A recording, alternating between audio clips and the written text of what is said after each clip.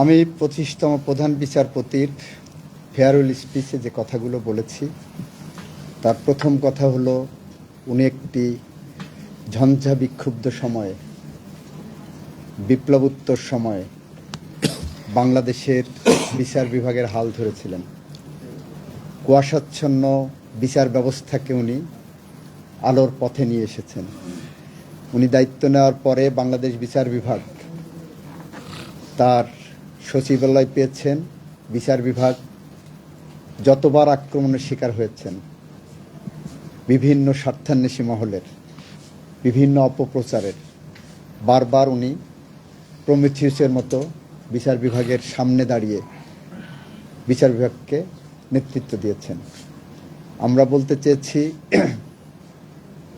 উনি বিচার বিভাগের যে লিগেসি বহন করেন সেটা বলতে যে বলেছি, ওনার নানা ছিলেন বাংলাদেশ সুপ্রিম কোর্টের বিচারপতি, তৎকালীন হাইকোর্ট ডিভিশনের।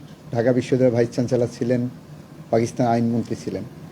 ওনার বাবা প্রখ্যাত জুরিস্ট ব্যারিস্টার সৈয়দ ইশতিয়াক আহমেদ ছিলেন, এই অঙ্গনে অবদান রেখেছেন।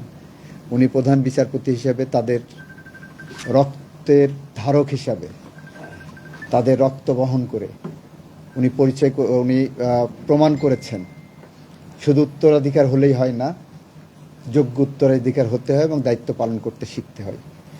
উনি বিচার বিভাগে দায়িত্ব নেওয়ার পর যে সমস্ত ল্যান্ডমার্ক জাজমেন্ট দিয়েছেন এবং বাংলাদেশের অনেক সংস্কারের পথিকৃৎ হিসাবে উনি আমাদেরকে আলোর পথ দেখিয়েছেন।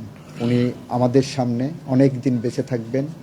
আমরা অনেক দিন করে ওনাকে স্মরণ করব। আমাদের শ্রদ্ধায়, ভালোবাসায়, সংকটে সৈয়দ রেফাত আহমেদের উপস্থিতি আমাদের মধ্যে থাকবে, এটাই বলেছি।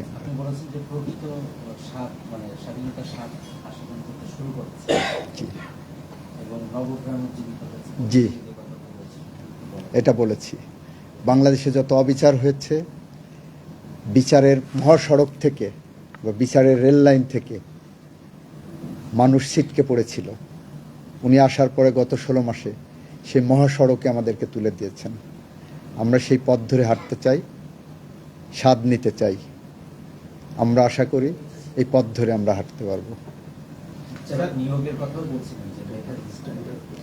এটা বলেছি যে ওনার সংস্কারের মধ্যে যেটা এসেছে, একটা নিয়োগ প্রক্রিয়ায় স্বচ্ছতা আনা হয়েছে, এখানে কমার্শিয়াল কোর্ট করা হয়েছে, এখানে বিচারকদের আর্থিক এবং অন্যান্য সুবিধার দিকে নজর দেওয়া হয়েছে। আমরা এই কথাগুলোই বলেছি।